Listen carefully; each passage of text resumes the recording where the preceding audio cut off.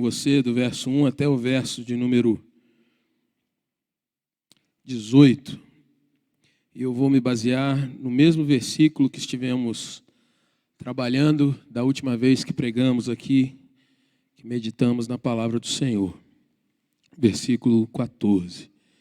A palavra do Senhor diz assim: no princípio era o Verbo estava com Deus e o Verbo era Deus. Ele estava no princípio com Deus, todas as coisas foram feitas por intermédio dele, e sem ele nada do que foi feito se fez. A vida estava nele, e a vida era a luz dos homens. A luz resplandece nas trevas, e as trevas não prevaleceram contra ela. Houve um homem enviado por Deus, cujo nome era João. Este veio como testemunha para que testificasse a respeito da luz, a fim de todos virem a crer por intermédio dele. Ele não era a luz, mas veio para que testificasse da luz, a saber, a verdadeira luz que, vindo ao mundo, ilumina a todo homem. O Verbo estava no mundo, o mundo foi feito por intermédio dele, mas o mundo não o conheceu. Veio para o que era seu, e os seus não o receberam. Mas a todos quantos o receberam, deu-lhes o poder de serem feitos filhos de Deus, a saber, aos que creem no seu nome, os quais não nasceram do sangue, nem da vontade da carne, nem da vontade do homem, mas de Deus. E o Verbo se fez carne e habitou entre nós, cheios de graça e de verdade, e vimos a sua glória, glória como do unigênito do Pai. João testemunha a respeito dele e exclama: este é o de quem eu disse, o que vem depois de mim tem contudo a primazia, porquanto já existia antes de mim. Porque todos nós temos recebido da sua plenitude e graça sobre graça. Porque a lei foi dada por intermédio de Moisés. A graça e a verdade vieram por meio de Jesus Cristo. Ninguém jamais viu a Deus. O Deus unigênito, que está no seio do Pai, é quem o revelou. Nosso Deus, no nome santo do Senhor Jesus. Senhor, mais uma vez, ministra aos nossos corações, à nossa mente, que o Teu Santo Espírito, ó Pai, realmente trabalhe na nossa alma nessa hora, para que não venhamos apenas a compreender a Tua palavra, mas mais do que isso, Senhor, que o Senhor nos ajude a obedecer, a andar debaixo dela.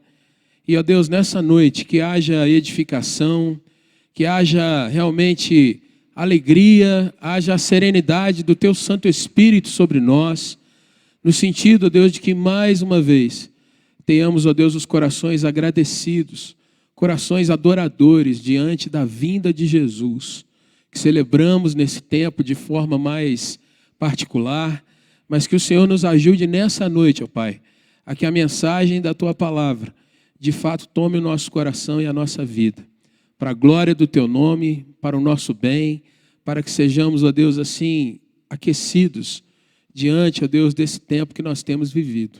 Assim oramos em nome de Jesus. Amém, Senhor. Queridos irmãos, verso 14. E o Verbo se fez carne e habitou entre nós, cheio de graça e de verdade, e vimos a sua glória, glória como do unigênito do Pai. Nessa noite eu gostaria de meditar com você, dentro desse versículo, sobre 3 palavras que estão nele. Se é Natal, a gente precisa ser lembrado, precisa ser tocado novamente, que é tempo de graça, é tempo de verdade, e sobretudo é tempo de glória.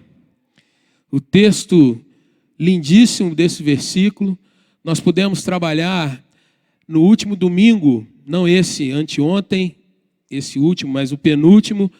Trabalhamos aqui, irmãos, a questão do verbo tabernacular, fazer habitação entre nós. Expusemos, irmãos, durante todo aquele sermão, essa expressão, que o verbo habitou entre nós. E nessa noite eu gostaria de olhar mais um pouco desse versículo, um dos versículos mais ricos da palavra de Deus. Se você conhecer esse versículo, guardar no seu coração, se você tiver a lembrança dele no dia a dia, você pode evangelizar aonde você estiver. Você pode falar do amor de Deus, do consolo de Deus. Você pode falar da beleza que é um culto ao Senhor. Você pode falar da maravilha que é conhecer e ser contemplado por Cristo Jesus na sua caminhada. Com esse versículo, você vai andar por diversos territórios. E você vai poder ver, falar e cada vez mais experimentar do consolo de Cristo na sua caminhada.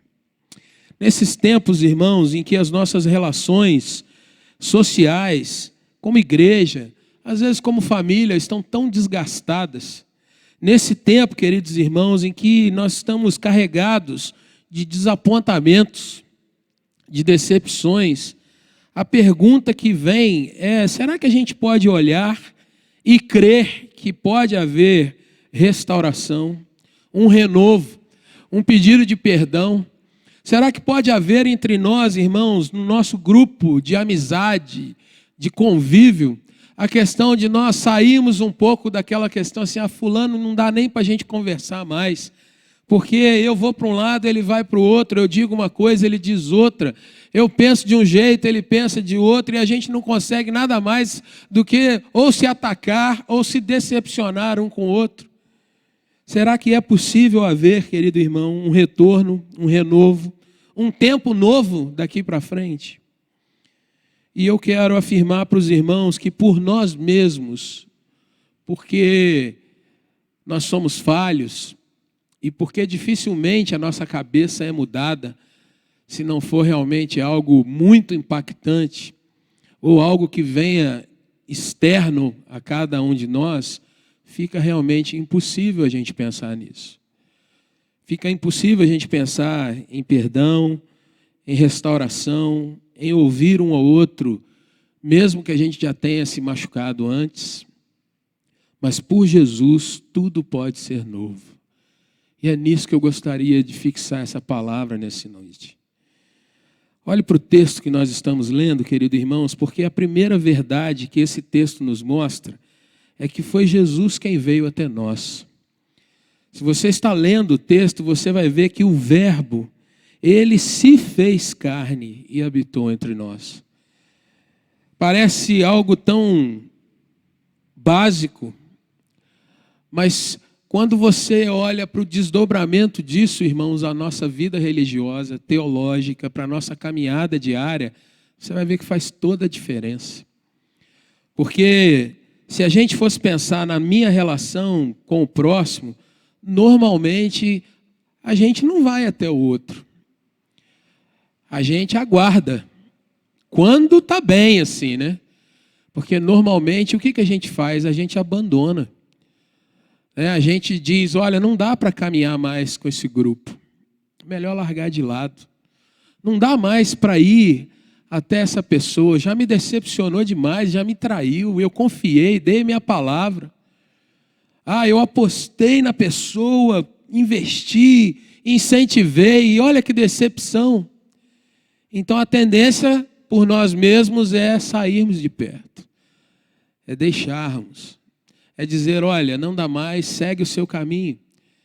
Alguns são até bem bíblicos, pensando assim: não, você como Abraão, olha os campos, se você for para a direita, eu vou para a esquerda, se você for para o norte, eu vou para o sul, para que o nosso gado não brigue mais. Abraão falando para o seu sobrinho Ló. Mas, irmãos, quando nós pensamos no que é o Senhor vir até nós, Jesus vir até nós, nós começamos então a pensar em que nenhum ato humano foi feito, nenhum tipo de sonho houve, nenhuma intromissão de alguém que pensou assim: o Senhor pode vir resgatar e mudar a nossa caminhada, o nosso tempo, os nossos relacionamentos. Porque, irmãos, não foi pensamento humano, não vem do nosso coração esse tipo de ação, de pensamento, de desejo, de sentimento. Isso vem do Senhor.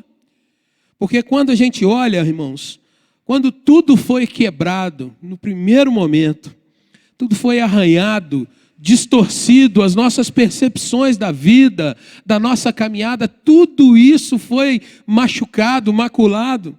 Quando nós nos separamos do Senhor, quando nós nos vemos perdidos, tudo isso agora é transformado, é mudado pela vinda de Cristo Jesus, pela encarnação do Filho de Deus entre nós. É o Senhor que vem até o homem que está fugindo dele. Quando você olha para Gênesis 3, versículo 8, o Senhor vai até o homem buscando, querendo mostrar que está ali para ter comunhão, para ter relacionamento, para ter intimidade. No entanto, o texto diz que eles, sabedores que haviam pecado, eles se escondem, eles fogem do Senhor. E no nosso tempo, irmãos, não é muito difícil a gente perceber o quanto nós fugimos de pessoa que às vezes nos magoam. O quanto a gente evita atender o telefone. O quanto às vezes nós olhando na rua, poxa, vem fulano lá, não estou muito bem. E a gente entra, num botequim, a gente pede uma água sem estar com sede, a gente atravessa a rua, ou a gente, poxa, nem te vi, rapaz, que coisa. A gente foge. Mas o Senhor vem até nós, Jesus vem até nós. Queridos irmãos, para que a gente aprenda um pouco mais sobre o que essa expressão, o verbo se fez carne, sobre o que isso nos ensina, a gente vai aprender, irmãos, que a natureza humana de Jesus não alterou em nada a sua natureza divina. O verbo se fez carne não significa que ele deixou de ser verbo e se transforma em carne. Ele continua como verbo, ele continua como o Senhor, ele continua com a sua natureza plenamente, 100% divina. E ele assume 100% a natureza humana. Ele assume, meu querido irmão, minha querida irmã, plenamente a nossa carne. E é interessante porque a palavra do Senhor usa a expressão carne para diversos significados. Jesus não assume a sua carne no sentido de que a carne que milita contra o espírito, a carne que é pecaminosa, mas é a sua carne em ser humano, sentir dor, ser gente, ser muitas vezes alvo do frio, da fome, da dificuldade, do relacionamento, de querer se fazer ouvir e o outro não te ouvir. Quantas vezes Jesus exprime palavras daquela expressão, eu quis te ajuntar, como uma galinha que se ajunta e cobre os seus pintinhos, mas Jerusalém, você virou as costas para mim. Jesus experimentou o que era isso, irmãos, a rejeição. Falando a verdade, amando as pessoas, mas ainda assim, ele não perde a sua divindade. E do mesmo jeito que nós experimentamos, por exemplo, um fulano que se fez pai, ele agora é pai, mas não deixou de ser filho, não deixou de ser irmão, ele continua com aquela essência e assume mais uma nova. Jesus se fez carne, sendo um de nós, mas continuando com toda a natureza divina, a grandeza do nosso Senhor sobre si. Entender e confessar isso, querido irmão, a doutrina da encarnação é fundamental.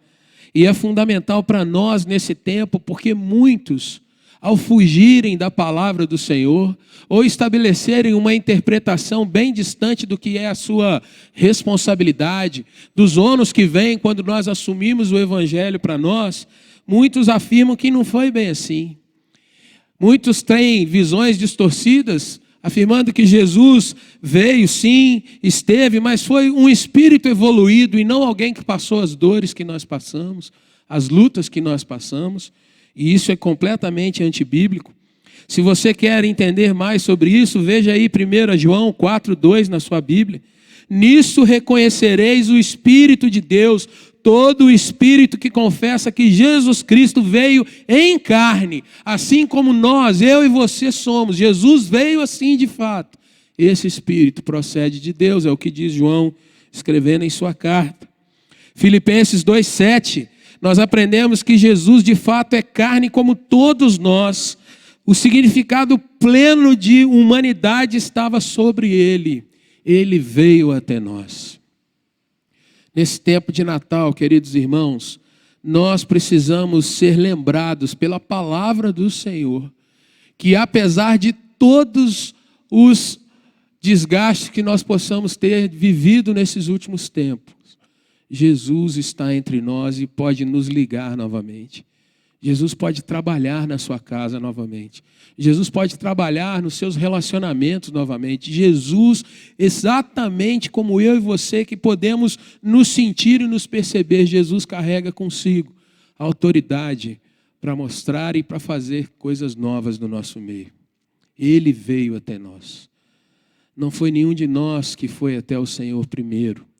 Não foi nenhum de nós, irmãos, que buscou o Senhor no lampejo, dizendo assim, eu realmente preciso de mudança e eu sei aonde vou buscar. Não, estávamos mortos nos nossos delitos e pecados, mas Ele veio até nós. O que isso traz de lição para a minha vida e para a sua vida, queridos irmãos? Vamos buscar o Senhor Jesus para que Ele também nos ajude a irmos uns aos outros, a sairmos da nossa estrutura, às vezes de defensiva, às vezes de estar naquele pensamento de que se fulano não vier, eu não vou até ele. Se as coisas não mudarem, eu não vou abrir a guarda, eu vou ficar na minha. Mas no nome do Senhor, entenda, se Jesus veio até nós, se o Natal traz isso para o nosso coração, então no nome dele, Jesus, vamos baixar a guarda e vamos uns aos outros. Vamos buscar e vamos exercer perdão nesse tempo de Natal. Para crédulos e incrédulos, você que tem conhecido Jesus, você pode fazer a diferença nesse tempo pela graça do Senhor. E essa é a segunda questão. O texto diz, cheio de graça. O verbo vem até nós. Ele faz habitação, ele habita entre nós. Mas habita de tal sorte, irmãos, que nós vemos esse grande complexo de situações que estão reunidas nessa expressão, cheio de graça. A palavra caris, que é graça lá no seu original, ela tem o significado, meu irmão, de um presente que alguém recebe, mas que não merecia de jeito nenhum receber aquilo ali. Uma doação, que maravilha, que deixa a pessoa que recebe boquiaberta, entendendo que algo tão grande agora está nas suas mãos, está no seu coração, está na sua mente, está na sua jornada. Alguns tradutores dizem, aquilo que dá alegria, graça, aquilo que dá alegria, deleite, prazer, doçura, charme, amabilidade, graça de palavra, boa vontade, bondade, favor, bondade misericordiosa, pela qual Deus, exercendo sua santa influência sobre as almas, volta-as, cada uma delas, para Cristo, guardando, fortalecendo e fazendo com que cresçam na fé cristã, no conhecimento, na afeição. Quantos de nós, irmãos, temos perdido as afeições nesse tempo?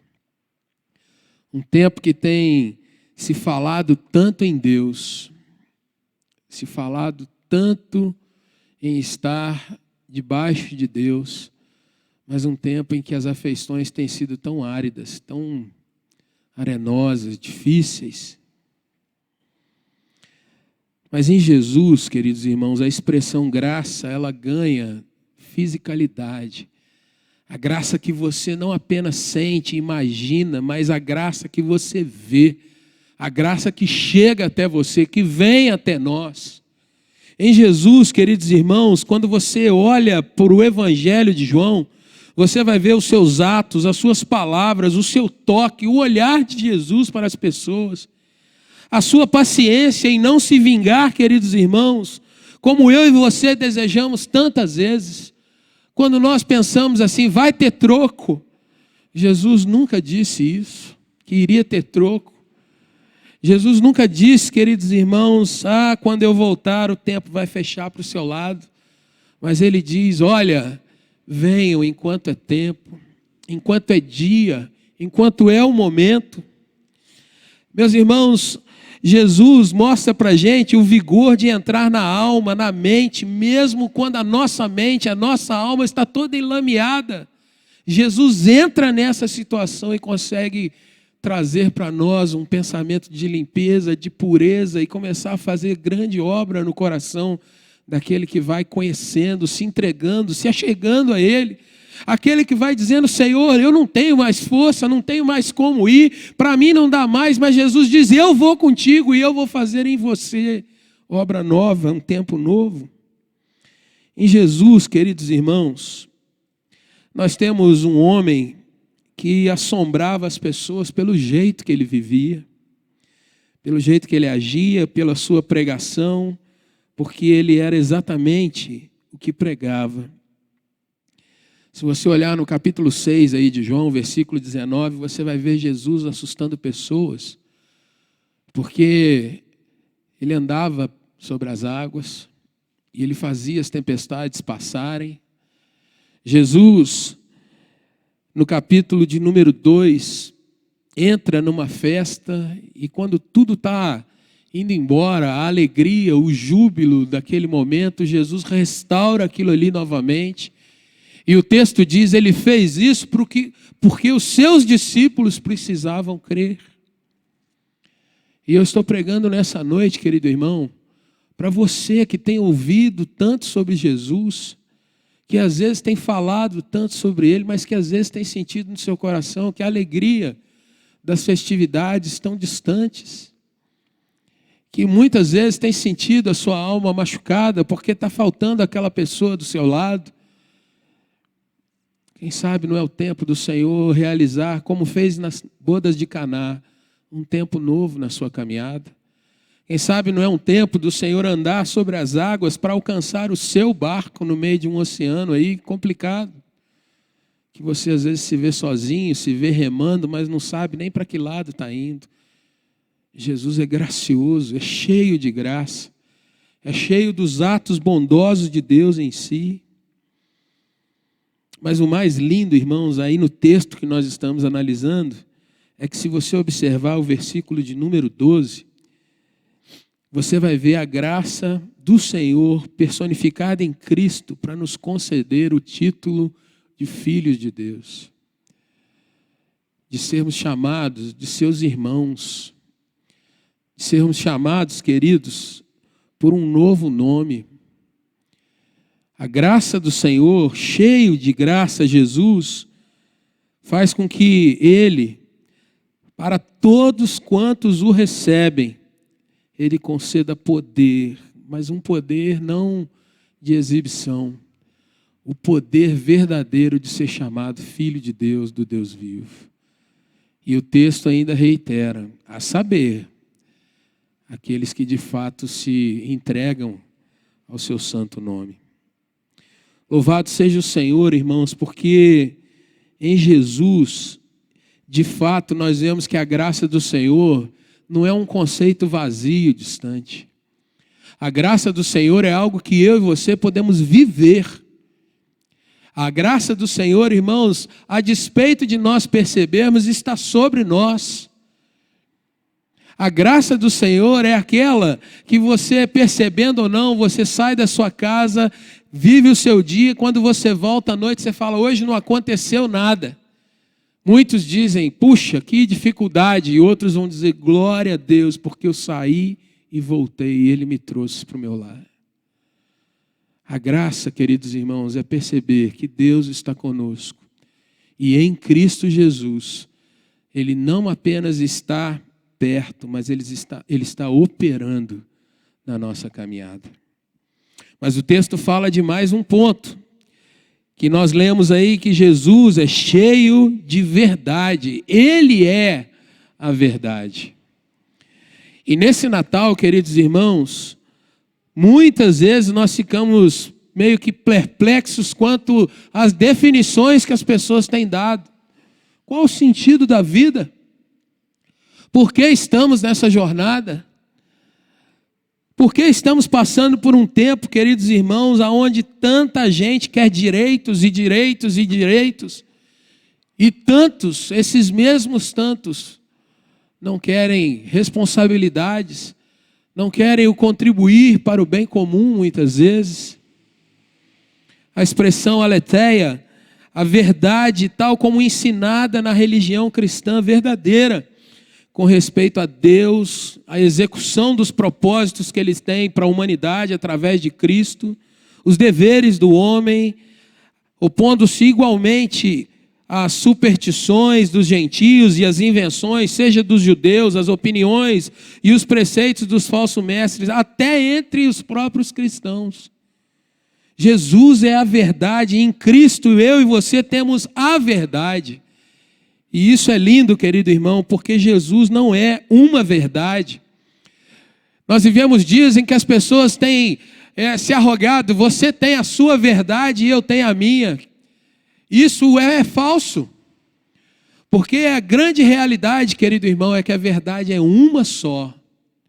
Nós podemos enxergar de pontos diferentes, mas é uma única verdade. Nós podemos não conhecê-la por completo, mas ela continua sendo uma única verdade. Nós podemos, irmãos, ter uma opinião sobre a verdade, mas isso não altera a verdade. E Ele, Jesus, nos ensinou: eu sou o caminho, não há dois. Eu sou a verdade, não há duas. E eu sou a vida, não há outra, se não for nele. Ninguém vem ao Pai senão por mim. Em Jesus, irmãos, a realidade encontra todo o seu sentido. E como nós lemos no versículo, você viu que aqui na minha tradução está o verbo. Na sua tradução aí pode estar a palavra. Em outros lugares, um pouco mais rebuscados, vão dizer: ele é o Logos. Mas o que é isso que se encarna, que entra na nossa história, que vem até nós? A filosofia grega, irmãos, atribuía à questão do Logos o sentido de toda a vida. A questão de entendermos que, quando compreendermos de fato o que é o sentido de todas as coisas, nós teremos uma noção de para que nós fomos feitos, qual o nosso futuro, o nosso destino, para que essa vida existe, por que estamos nesse universo. E a grande realidade que eu disse para os irmãos, se você compreender esse versículo, você vai falar do Evangelho o tempo todo e vai poder expressar para as pessoas, é o sentido da vida, a resposta para todas as coisas, é nós entendermos que de fato Jesus é o sentido de todas as coisas. Ele é o Logos, é o verbo que está sendo descrito em todo esse texto. E é fantástico, querido irmão, que se você for para um texto que é paralelo, vai mostrar um pouco do que é isso com outras palavras. Você pode abrir a sua Bíblia e ir na carta de Paulo aos Colossenses, no capítulo de número 1. E a partir do versículo 15 até o versículo 20, ele está expressando sobre Jesus algumas coisas e eu quero ler para você aqui. O texto diz, Colossenses 1, a partir do verso 15, este, Jesus, é a imagem do Deus invisível, ou seja, aquele que nós não vemos porque é invisível, nós o vemos em Jesus que é visível, que é o que se encarna, que é o que está no nosso meio. Ele é o primogênito de toda a criação, pois nele foram criadas todas as coisas, nos céus e sobre a terra, as visíveis e as invisíveis, sejam tronos, sejam soberanias, quer principados, quer potestades, tudo foi criado por meio dele e para ele. Porque dele, por ele e para ele são o quê? Todas as coisas, se lembre disso. Mas o texto de Colossenses vai continuar, o verso 17 é fantástico. Ele é antes de todas as coisas. Antes que qualquer coisa pudesse ser existente, Jesus é. Ele diz, eu sou. Antes que Abraão existisse, eu sou. E isso chocava os seus ouvintes.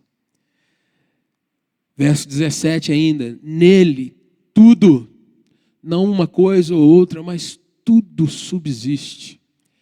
Imagina, meu irmão, se você puder fazer esse raciocínio simples, simplório comigo. Imagine que nessa tábua aqui em cima está tudo que você consegue conceber de universo. Aqui está toda a existência, os planetas, a vida, o entendimento, a sabedoria, a história, todo o gerar de tempo, tudo está aqui. Jesus seria isso aqui. Só nele tudo subsiste. Não há vida fora, não há vida do lado, não há vida de baixo ou acima, só nele todas as coisas subsistem. Continuando o texto, ele é a cabeça do corpo, da igreja. Ele é o princípio, o primogênito de entre os mortos, para que em todas as coisas ter a primazia. Olha o 19, porque aprouve a Deus que nele residisse toda a plenitude, e que, havendo feito a paz pelo sangue da sua cruz, por meio dele, reconciliasse consigo mesmo todas as coisas, quer sobre a terra, quer nos céus. Queridos irmãos, o mundo, a vida, a salvação, a redenção só se encontra em Jesus. Ele é cheio de verdade, é a verdade. Por isso, queridos irmãos, quando nós pensamos em relacionamentos restabelecidos, pensamos em saborear algo nesse Natal que de fato mate um pouco essa sede, essa saudade, essa fome de voltar e ter um relacionamento vívido de novo com as pessoas. Em primeiro lugar, nós precisamos nos lembrar daquele que vem e nos deu o relacionamento vivo com Deus. Porque nele subsiste, de fato, um relacionamento sadio, verdadeiro, amplo, pleno, que eu e você tanto carecemos. Queridos irmãos, e quando nós pensamos nisso, nós vamos chegar no último ponto, que é, nós vimos a sua glória. Graça, verdade e glória.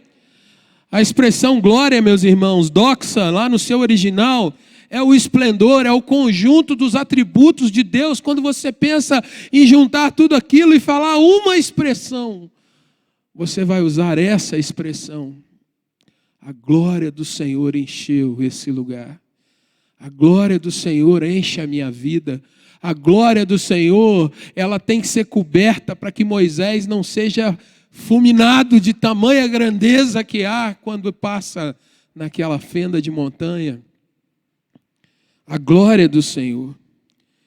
Em Jesus, irmãos, o apóstolo João vai dizer então que nós temos a plenitude visível dos atributos de Deus.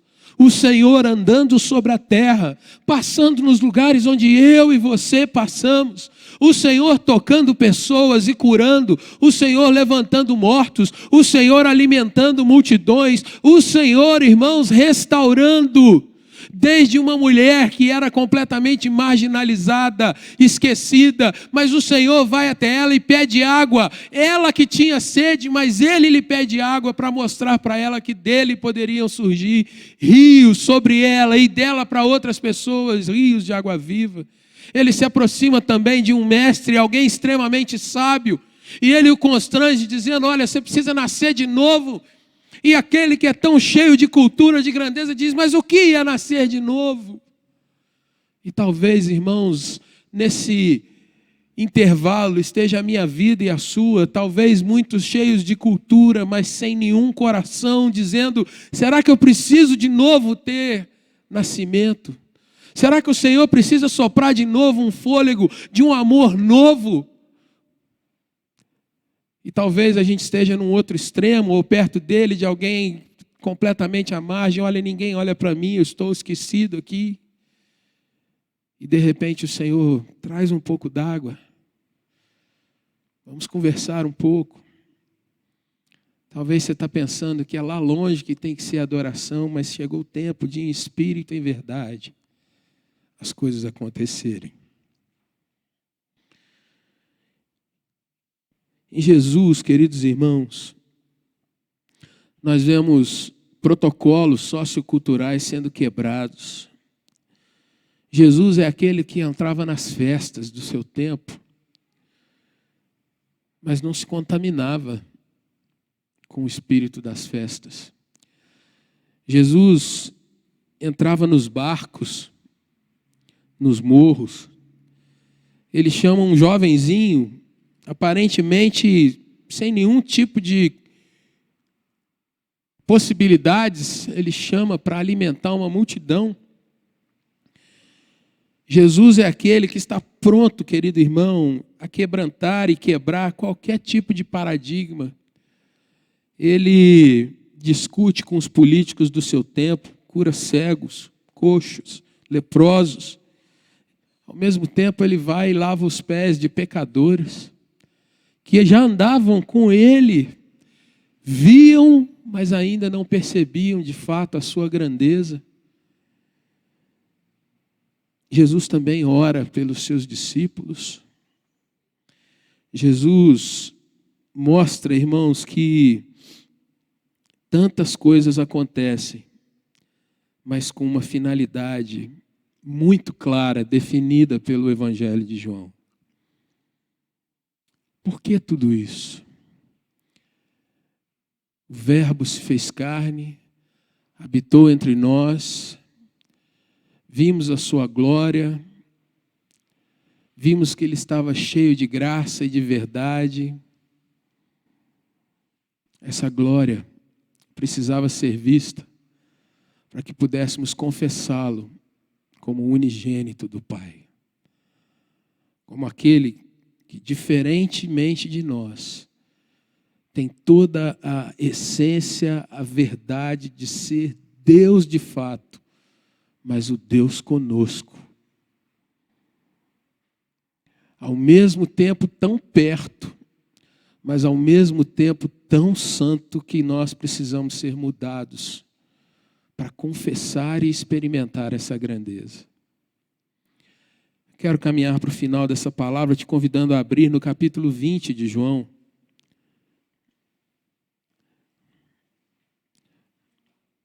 João 20. E eu quero ler os versículos 30 e 31 com você.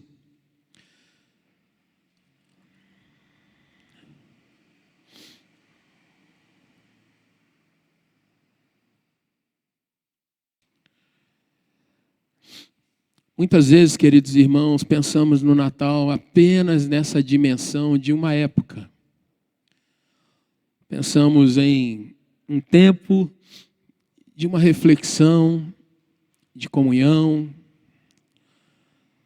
Mas se você tem ouvido os sermões pregados aqui, o sentido geral, verdadeiro, mais profundo do Natal não mudou. O Evangelho não mudou.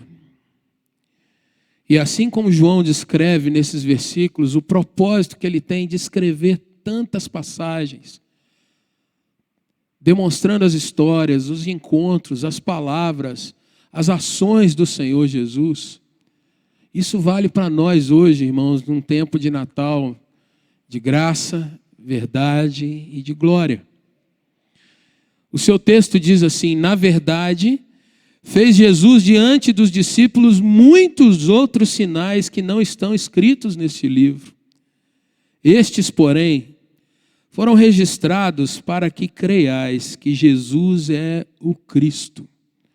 Ele é o ungido, ele é o Messias, ele é aquele que foi separado no sentido pleno de uma missão, o Filho de Deus. E então, crendo, tenhais vida em seu nome.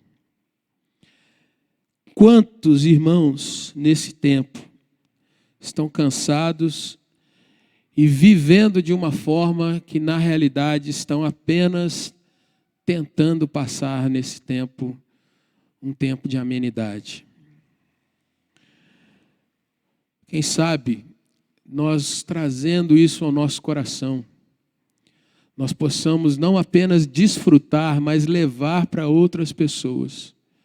Olha, se você encontrar com Cristo, se você realmente entender que Ele entrou na nossa história, Ele veio até nós, se você entender que nós temos visto nele realmente não apenas alguns sinais, mas a plenitude da presença de Deus, cheio de graça, cheio de verdade, se você entender que Ele é o Filho do Deus vivo, que caminha conosco e está conosco, você pode ter vida e vida eterna, como o maior presente que Deus quer te dar nesse tempo e que jamais perecerá.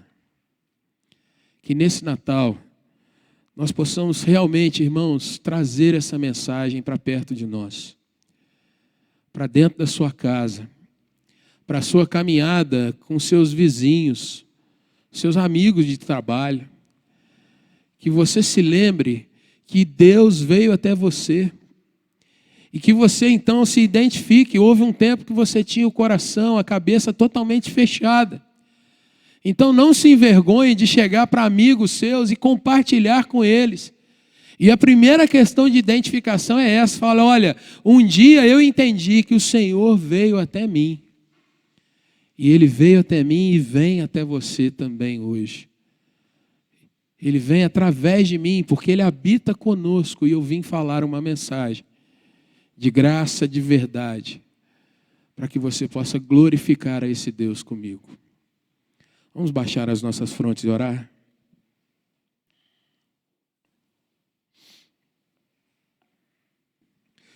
Nosso Deus, no nome santo do Senhor Jesus, que a Tua palavra, Senhor, encontre lugar no meu coração, no coração do Teu servo e da Tua serva aqui.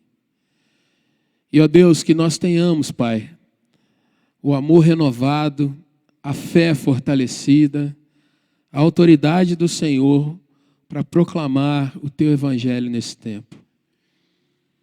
Antes de proclamar, Senhor, que nós tenhamos, ó Pai, a gratidão, que nós tenhamos, ó Pai, de fato o reconhecimento de que o Senhor é digno de ser adorado, por tamanha bênção, tamanha graça que é a encarnação do Senhor no nosso meio.